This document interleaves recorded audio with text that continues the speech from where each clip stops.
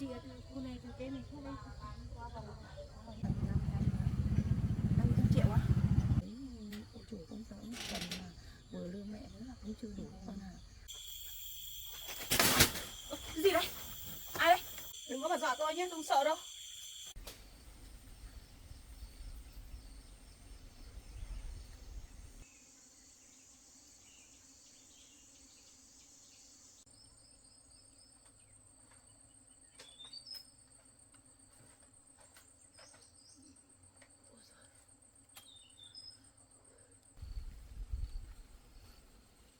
May là 2 hôm nay trời không mưa, không qua mình không kịp làm.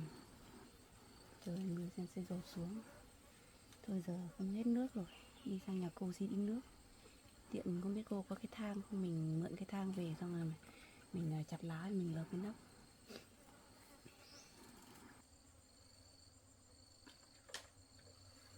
Đi xách nước đã.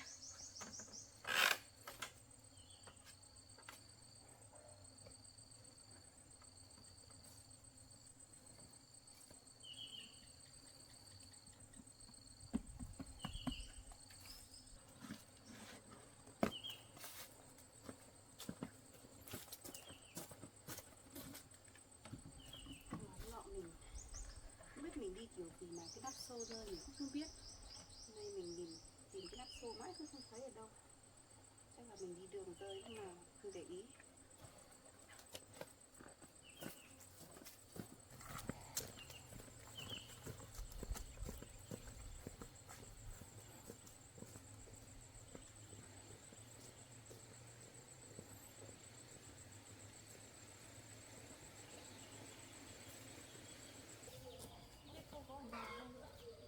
Cô ơi, có Tia đây.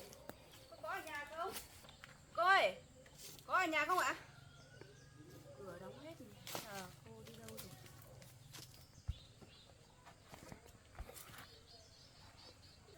Và lại hôm nọ cô cũng bảo mình rồi, nhưng mà cô không ở nhà thì cứ lấy nước tự nhiên.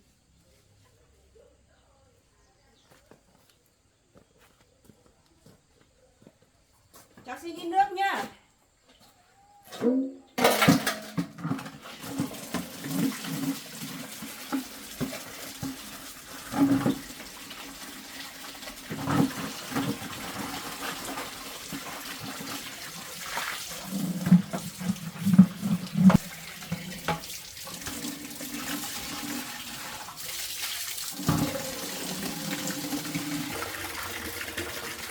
Cô Tiên đi đâu? Hình như ở kia có cái thang.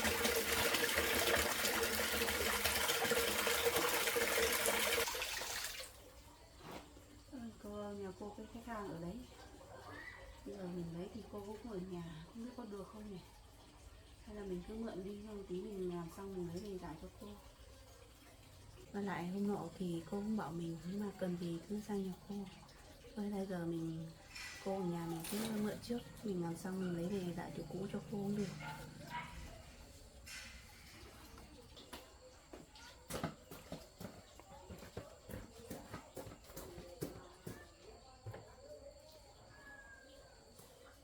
Cô có con.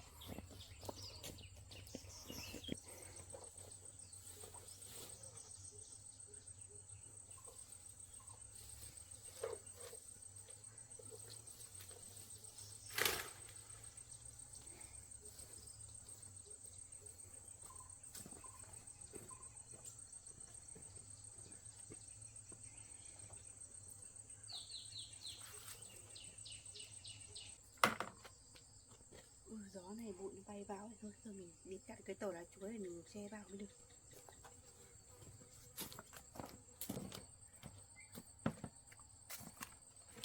Thế bụi nó không bay vào được.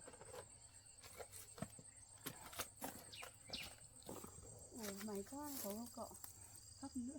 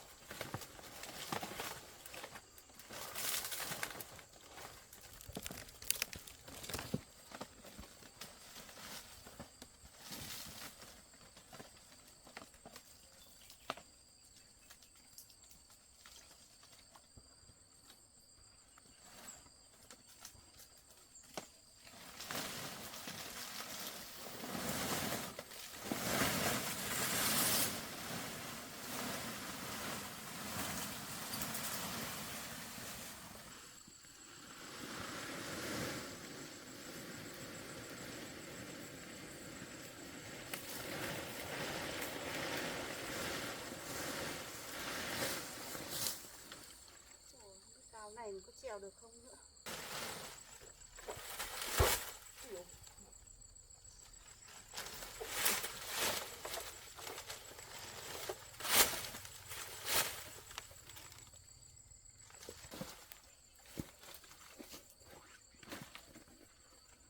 Chắc là mình tháo ủng ra lên đỡ trơn.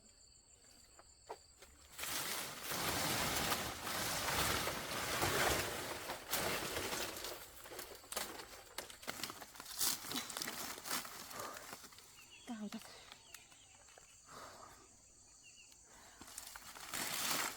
May qua trước các cổ lợp vẫn còn gạch bì trên này. Giờ mình cứ tháo cái này ra, mình lợp xong mình lấy gạch bì đặt lên là được.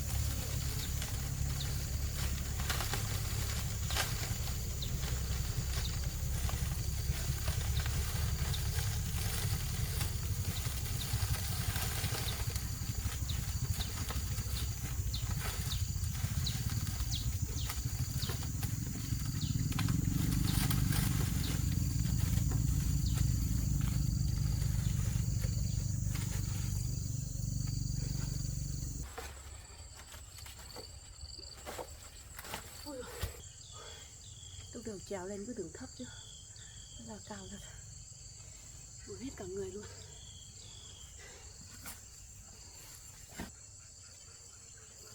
Này chắc không tím rồi, còn mình lấy thang vào cho có tiên.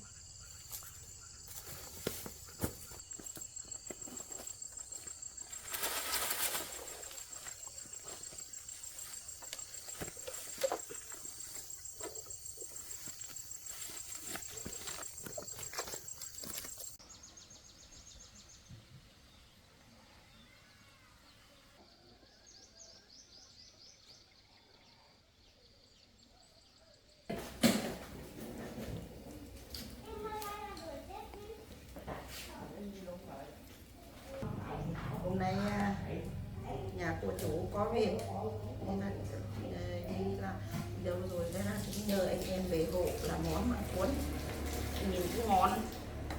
Ngon mà. Cô làm ở đây mà cũng có trả nhiều tiền không cô? Có mà ăn bảo là nhìn măng này mềm ngon đấy. Thơm măng ngon.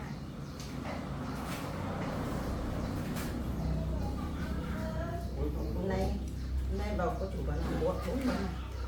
Vâng, và làm tốt thôi. Cô chủ mời khách.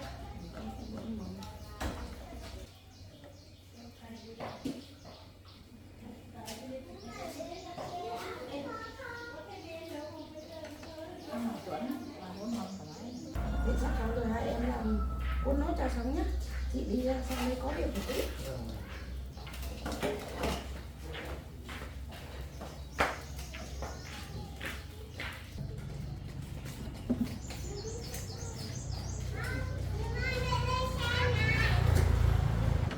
Cho nó gọn gàng tí này. Cô chú lại có khách đến. Tối nay có khách. Tối nay đã có muốn mừng lắm.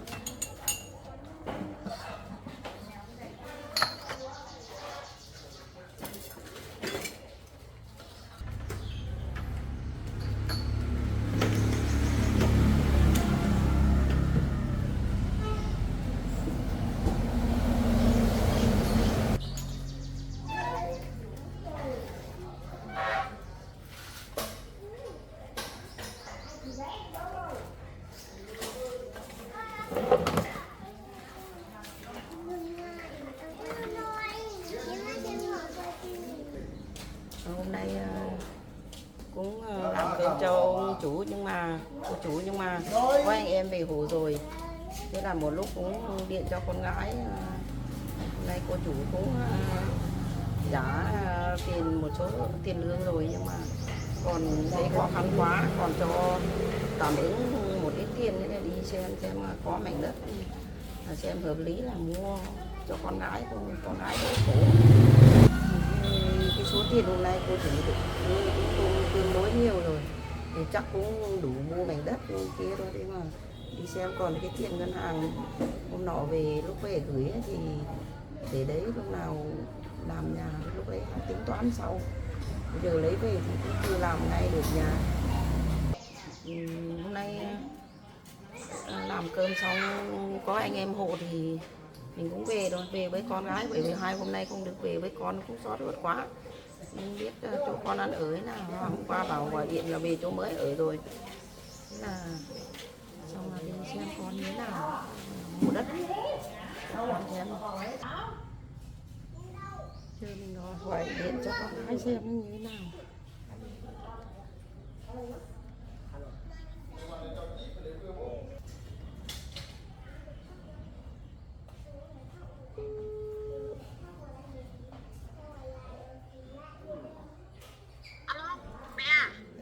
Con à? Vâng, con đây mẹ. Con đang làm gì đấy? Con vừa mới sửa cái mái nhà xong mẹ. Hôm nay con nhà chưa mái. Thế con lên đường, mẹ đang bảo là hôm nay xin cô chủ rồi, mẹ đang bảo xuống đi về với con mà con chưa biết con ở chỗ nào, bảo con về chuyển về chỗ mới có ổn không? Về đón mẹ đi. Con lên đường cái để đón mẹ để Xong rồi hôm nay cô chủ gửi trả tiền mẹ rồi, đi xem để con ở mẹ chỗ đấy mẹ cũng không an tâm mấy. Mẹ đang bảo đi tìm mua chỗ đất để mình làm nhà bé bé ở trước ấy con ạ. Vâng, thế hôm nay mẹ được nghỉ sớm rồi mẹ. Vâng, hôm nay sáng mẹ xin cô chủ rồi. Chiều là mẹ muốn về với con, không bỏ con mẹ cũng không an tâm. Thế hôm nay cô chủ cũng cho mẹ ứng một số tiền, mẹ đang bảo đi xem có hỏi ông nọ, mẹ hỏi ở đây rồi có mấy chỗ bảo bán đất nhưng mà chả biết giá cả như thế nào, con về lên cùng mẹ đi xem đã. Vâng, thế con lên đường cái, con lên đường cái xong con với mẹ đi xem được mẹ. Hay là về đến chỗ mẹ trọ đấy, con biết chỗ rồi đó, con đến gần không con, đến về đấy đến đấy đi. Dạ, cũng hơi xa mẹ. Thế con cứ lên đường cái để bây giờ mẹ bắt đầu đi con ạ. Dạ vâng. Thế nhá. Dạ vâng. Hơi muộn rồi. Nhìn đây, con là biết. Đi mua đất cho con sớm.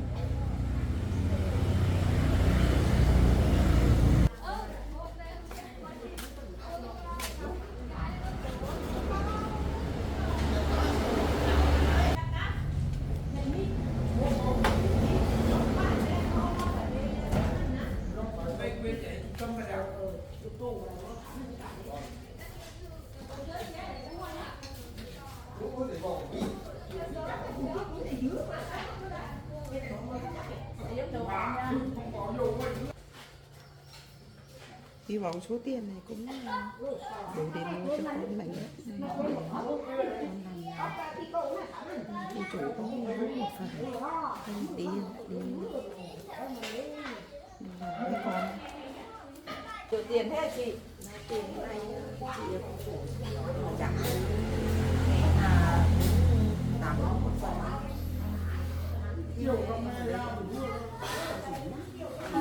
Chị không ở chơi cô chủ về à? Ở mấy hai hôm nay chị được về nhà với con được. Giờ chị em là cô chị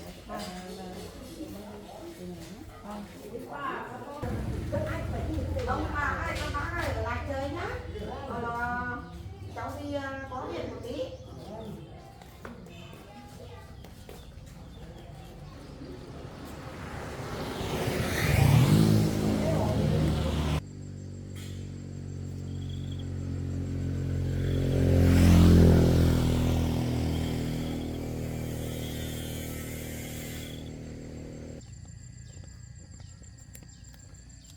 Mẹ mình bảo ra đường cái đón, chắc mẹ không biết sắp đến chưa, nên là mình cứ đi một đoạn nữa.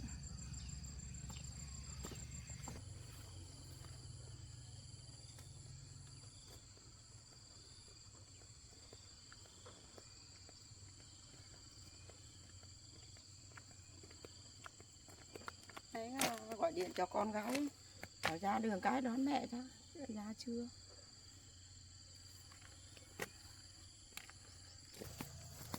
Ô mẹ, Con nhanh thế mẹ. gọi con xong là mẹ cũng về luôn. Thế à mẹ? Thế con cũng đi ra luôn à? Vâng. Thế cũng gần nhỉ con nhỉ? Vâng, cũng đi một đoạn mẹ, cũng may là ở gần chỗ mẹ làm ấy mẹ. Thế á? Vâng, còn thấy mẹ gọi thì con cũng lên luôn. Con cũng vừa mới lợp lại cái nóc nhà xong mẹ. Chỗ đấy ở chỗ mẹ, gần đường mẹ. Thế là bây giờ cùng mẹ đi xem chỗ nào, mẹ thấy hỏi giới thiệu mấy chỗ đi vào xem giá cả thế nào. Thế là mẹ thấy có con ở đấy mình mẹ cũng lo, nên là cô chủ cũng gửi cho mẹ một ít tiền con ạ. Bây giờ cùng mẹ đi nhỉ con ạ. Hai tối này con ở một mình con có sợ không? Dạ.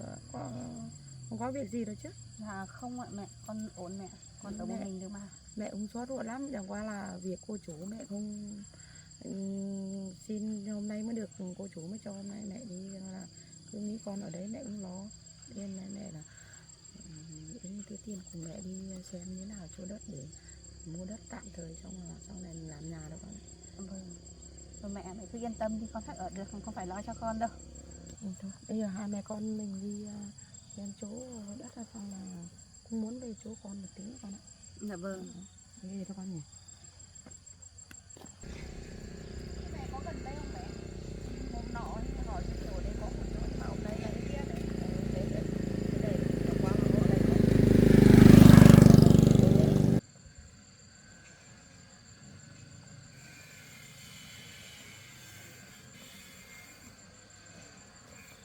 con này. Hôm nọ họ giới thiệu cho con. Ở đấy là gần mặt đường cho họ bán các nhà này. Sao tất cả nhà này vâng hôm nay mà lại không ai ở nhà cái đóng cửa. Con ạ, chỗ này đấy mẹ cũng thấy là thứ nhất là nó thuận tiện ở mặt đường cái này, đấy xong mà cũng gần ở khu này cũng có dân ở gần đấy mà, thì theo mẹ thì chỗ này mẹ cũng thấy hợp lý là khóa hôm nay là không có ai ở nhà, thấy họ đi đâu. Thế họ bán cả nhà cả đất hả mẹ? Vâng, thế họ giới thiệu là bảo bán cả nhà cả đất mà. Thế hôm nay mình về đây không gặp được ông chủ đất ở đây rồi mẹ. Mẹ có số không mẹ? Mẹ chẳng có số. Thế mẹ nghe họ giới thiệu thôi phải không mẹ? Vâng, họ giới thiệu ấy bảo với bán mà. Thế con ạ, chắc không có ảnh nào với họ phá rồi bây giờ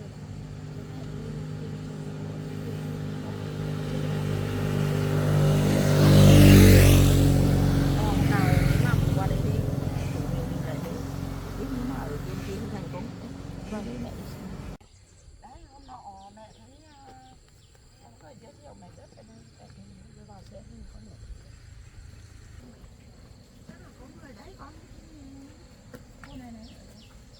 Giới thiệu bán cái này này.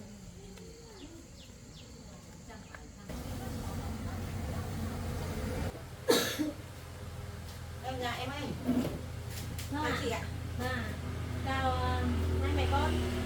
Em ơi, cho chị hỏi tí.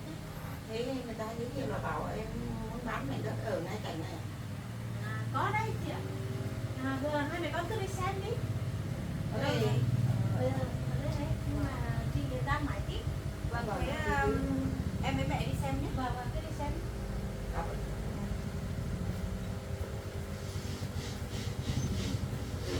Đây là mẹ. Vâng, mảnh đất này rộng rộng mẹ tôi thấy đẹp con.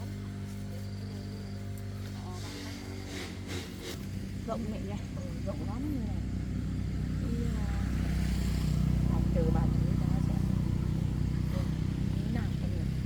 Mẹ cũng biết địa hình cũng đẹp lắm con ạ. Không biết đất như này họ bán như nào được. Chắc là bắt được. Nói rẻ là không rẻ đâu. Bây giờ theo mẹ là cái này mẹ cũng nhiều con ạ. Chẳng qua là cứ biết được ra là chờ em mới ra xong rồi mình hỏi xem như thế nào. Được ở này tốt lắm mẹ. Họ bán đâu cũng gần dân nhưng mà cũng thực ra là không hẻo lánh mấy nữa. Ở đây thì gần mặt đường nữa. Mà từ Mẹ ạ, con thấy chỗ này đẹp đấy mẹ ạ. gái Gần đường nữa thì mình đi lại nó cũng tiện ấy. chẳng qua là cứ biết được giá cả như nào tí chờ cô ấy ra xong mình hỏi xem đã rồi nhỉ. Nếu mà được thì mua con nhỉ. À mẹ à, hôm qua con trên đường con đi lấy bạt đấy. Con về con gặp cô Tuyết ở xuống nhà mình chơi, không may là gặp người đường. Nhá. Vâng. Nhưng mà cô có xuống không? Không đến nhà mình không? Dạ cô đến nửa đường hôm nay gặp con đi mua bạt về. Cô bảo định xuống nhà trước mình ở ấy, chơi. Thế á? Vâng. Thế con có dẫn cô Tuyết xuống cái nhà mình ở bây giờ không? Dạ có mẹ. Cô xuống thì cũng mấy con ngồi nói chuyện một lúc, cô còn hộ con răng cái bạt ở xung quanh nữa. Thế á? Vâng. Thế cô Tuyết cô vẫn khỏe chứ con? Dạ cô khỏe mẹ. Vâng. Thế là tốt rồi.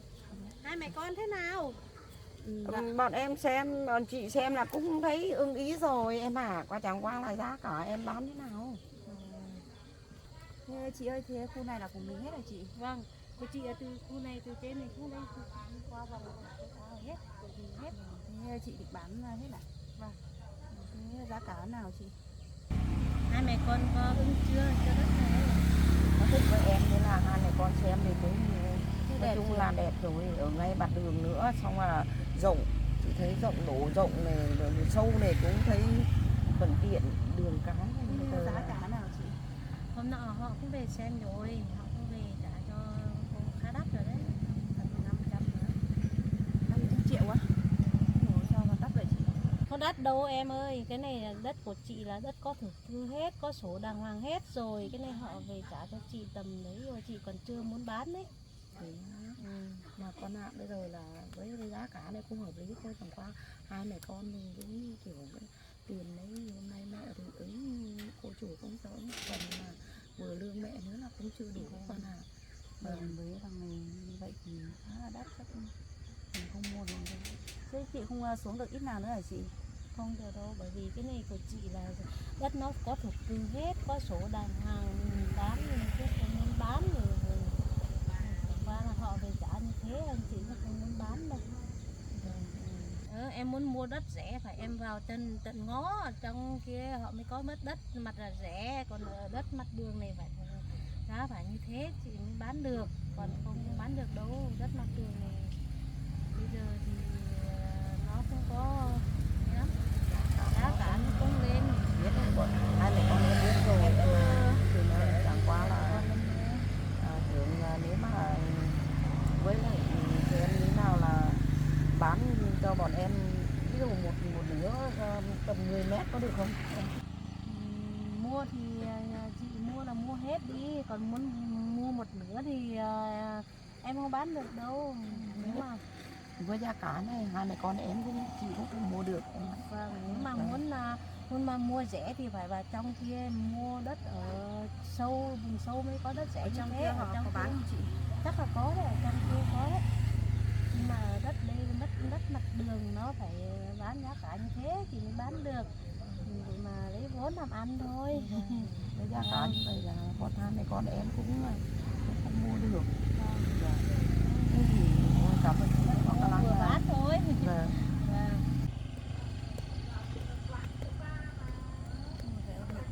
Con cái kiểu này đây họ bán rẻ nhưng họ bán giá cao thật. Còn đất mặt đường có giá trị ấy, thì họ với giá này mẹ còn thấy họ còn bán rẻ đấy, còn có chỗ hàng tỷ đấy, mẹ con mình mà không mua được đâu, con có tiền thì mua được. Từ từ thôi con ạ. Vâng, Bây giờ giờ khi nào vâng, giờ có chỗ ở rồi mẹ. Lo nó cứ từ chỗ nào rẻ thì giờ cũng muộn rồi này. Con đi mẹ về thôi.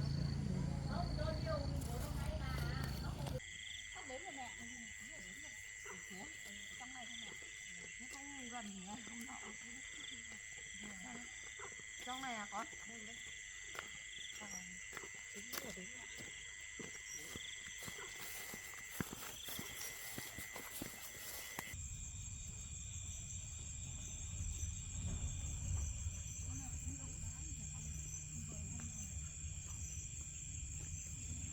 Này cũng đẹp mà mẹ.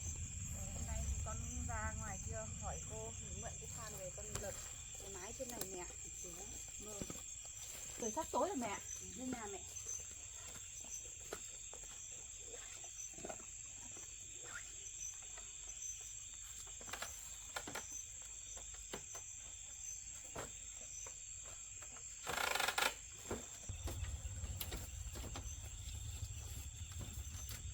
Mẹ ngồi mẹ.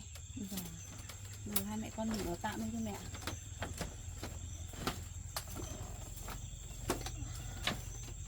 Con thấy gió lùa quá nên con cũng mua cái bạt về con quay.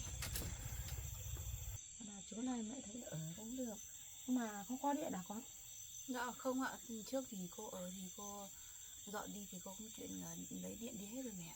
Thế nhá. Vâng. Thế thì cái chỗ hôm nọ con chuyển đi thế thì con có chuyện gì không ở được à con? Dạ. Chỗ đấy thì con cũng thấy hẻo lánh hoặc lại ít người qua lại. Con cũng sợ mẹ con nên con mới chuyển lên đây. Thế á? Vâng. Từ hôm đấy con chuyển lên đây rồi con cũng sợ mẹ về không gặp ấy thì con cũng điện cho mẹ. Con ạ, chuyển lên chỗ này cũng được con ạ. Bây giờ là trước mắt là hai mẹ con mình chưa tìm mua được chỗ đất để làm nhà đây, thật mình ở tạm đây cũng được con ạ. Vâng. Khi chỗ đất hai mẹ con mình muốn xem ấy thì nói chung là ở thì tốt rồi con ạ, nhưng mà với giá cả này thì hai mẹ con cũng không đủ tiền để mua. Nếu mà mẹ tính rồi nếu mà bán một nửa thì có thể mình lấy được, nhưng mà đây cô bảo bán cả mảnh nên là mình không thể lấy được con ạ. Vâng, thôi mẹ mình đi tìm chỗ khác cũng được. Vì đất mặt đường nó giá nó lại cao, mình cũng không thể mua nổi đâu mẹ. Mình cứ vào trong nông thôn đi tìm đất họ làm vườn ấy, có khi giá nó còn rẻ hơn. Mình canh tác ở đấy cũng được mẹ. Giờ cũng muộn rồi mẹ. Để con xuống dưới kia chất bếp lên nấu cơm. Mẹ con ăn cơm. Con đi làm đi. Vâng, làm cơm tối rồi con ạ. Con đi cất túi mẹ. Vâng.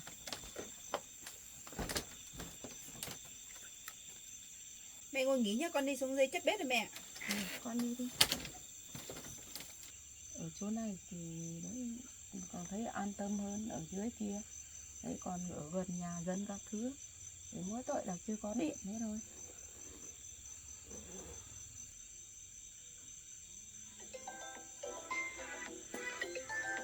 Mới gọi.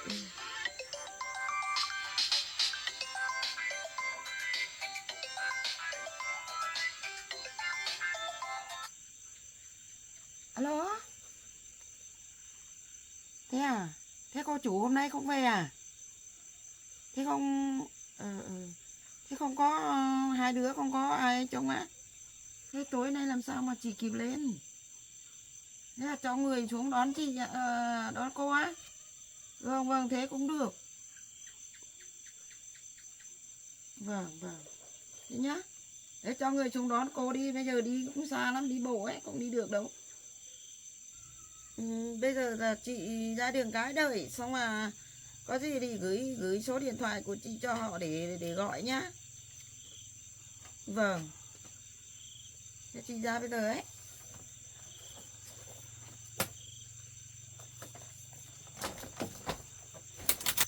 Mẹ, ai gọi vậy mẹ? Có nào cô chủ hỏi tối nay đi không chị về nhà. Thế lại gọi mẹ lên trông hai đứa chỉ là không chị theo ai đâu. Thế là mẹ phải về. Thế tối này mẹ lại đi luôn á mẹ? Vâng. Mẹ không ở với con một tối thì con ngủ với mẹ. Bây giờ cô chủ gọi thì mình đã đi nhà họ đi làm việc ở đấy thì phải là tốt này con ạ. Nếu còn bỏ hai đứa trẻ thì không có ai trông. Hai đứa gọi là cách cho. Vâng, hôm nay mẹ đừng đi về với con ngủ một tối. Nhưng mà tối này mẹ đi nào được mẹ? Thế không sao đâu con ạ. Giờ mẹ thì đi ra đường cái thì có người đón rồi.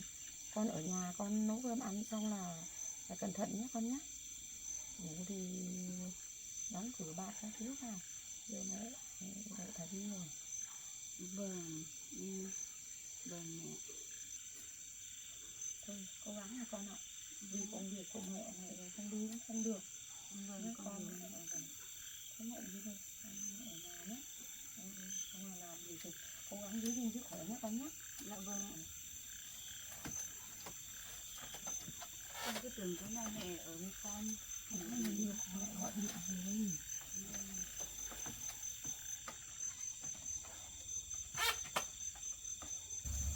Giờ trời cũng tối rồi lại đi ra ngoài đường cái này cũng cẩn thận với mẹ. Khổ thân con gái. Mẹ cũng muốn ở với con ngủ một tối nhưng mà lại có việc mẹ phải đi rồi. Với con ở lại mình nhé. Không sao đâu mẹ, con cứ ở được mà. Mẹ cứ yên tâm đi làm nhé mẹ. Thế mẹ đi thôi con ạ. Vâng. Mẹ nhớ gọi về cho con nhé mẹ. Vâng.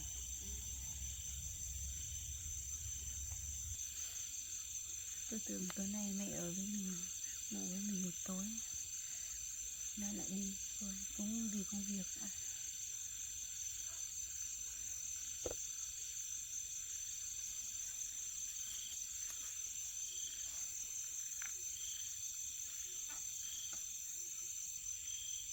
Trời tối nhanh thật, mình cất bếp lên đã. Ôi, cái dép đi đâu rồi nhỉ? Mình để dép chỗ nào nữa?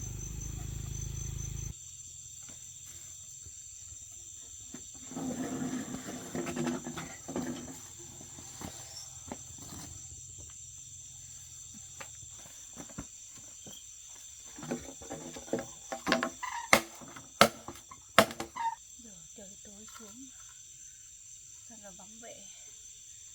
Hai tối nay mình ở một mình rất là sợ.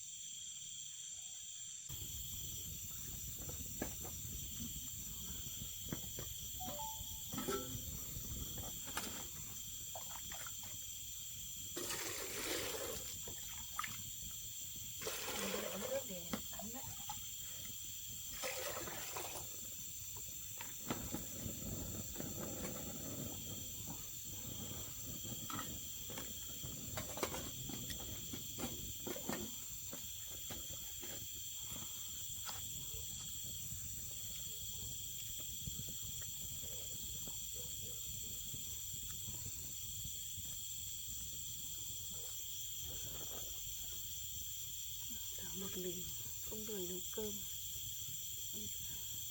Cho tí mình tắm xong mình ăn mì tôm.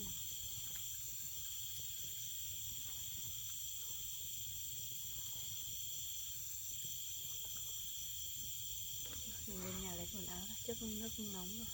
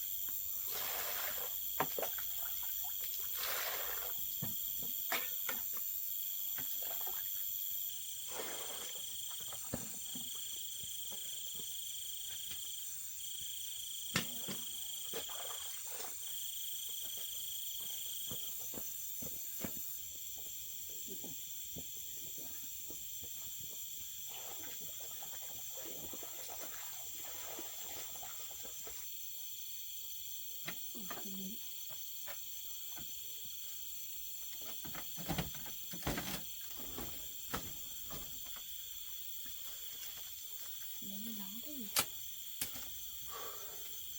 Ăn mì tôm xong nóng thật. Bây giờ không muộn mà mình bắt ngoan đi ngủ thôi.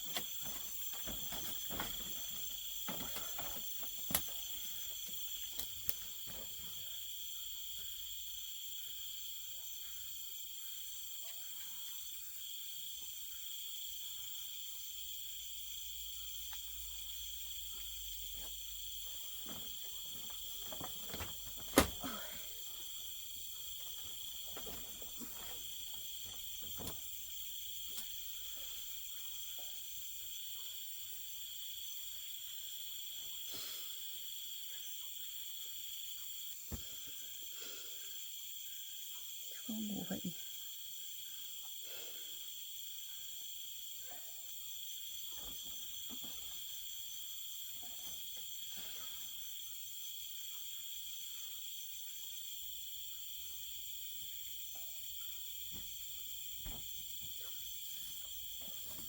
May mình còn cầm dao lên trên này theo. Rồi mình có dao bên cạnh mình sợ.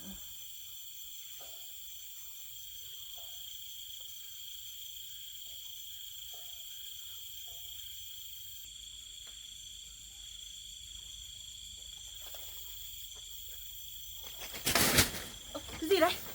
Ai đấy? Ai vậy?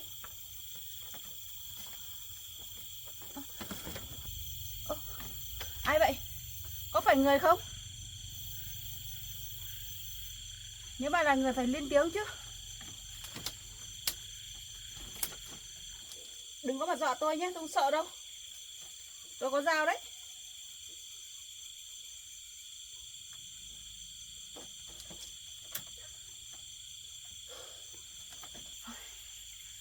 Sợ quá. Chắc không có ai đâu. Giờ này vắng vẻ làm gì có người này đây. Chắc là cành cây hay là con động vật gì đó. Mà ngày thì chúng kêu to lắm. Không biết tối nay mình có ngủ được không nữa.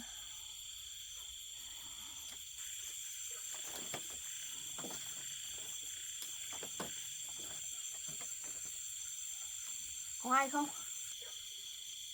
Chắc không có gì đâu. Mình cho ngủ tiếp. Mà mình mới phải cảnh giác mới được. Chứ mình không thể lơ là được. Rồi xuống dưới thì mình không dám xuống.